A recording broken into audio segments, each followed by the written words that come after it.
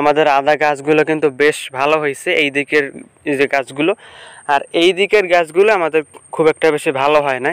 তো এইটা আমি আপনাদের কাছে বলি যে এইটা কারণটা কি। আসসালামু আলাইকুম প্রিয় দর্শকগণ। তো আমাদের সিলম্যাক্সের পক্ষ থেকে আমরা যে আদা চাষ করেছিলাম বস্তায়, আজকে তারপরে 3 থেকে 4 মাস পরের অবস্থা আপনারা দেখতে পাচ্ছেন। তো এই ক্ষেত্রে দেখেন আমাদের কিন্তু বলতে গেলে প্রত্যেকটা বস্তায় খুবই কিন্তু ভালো পরিমাণেই কিন্তু গাছ হয়েছে এবং গাছগুলোর কিন্তু গ্রোথ কিন্তু বেশ ভালোই হয়েছে। কিন্তু এখানে অনেক কিছু বিষয় আছে যেগুলো আজকে আপনাদের সাথে আমি শেয়ার করব ইনশাল্লাহ।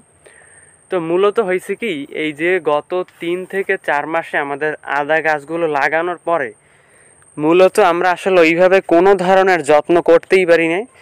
হয়তো বা 1 থেকে 2 বার আমরা হালকা একটু আগাছা নিধন করেছিলাম, এছাড়া আমরা আর তেমন খুব একটা কোনো যত্ন করতে পারি নাই। আমি খুবই অসুস্থ ছিলাম, আমাদের টিম মেম্বার তারাও বিভিন্ন কাজে ব্যস্ত থাকার কারণে এই জায়গায় আমাদের কোনো কাজ করাই হয় না।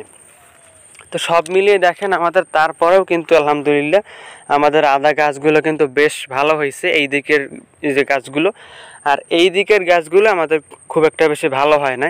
তো এইটা আমি আপনাদের কাছে বলি যে এইটার কারণটা কি। তো দেখেন আমাদের যেই দিকটাতে গাছগুলো খুব বেশি ভালো হয়েছিল সেই দিকটা এখানে মূলত আপনারা উপরের দিকে খেয়াল করেন, উপরে কিন্তু অন্য গাছ আছে, যার কারণে এই আদা গাছগুলোর উপর কিন্তু মোটামুটি অল টাইমই রৌদ্র পড়ে না, মানে কিছুটা ছাওয়া থাকে।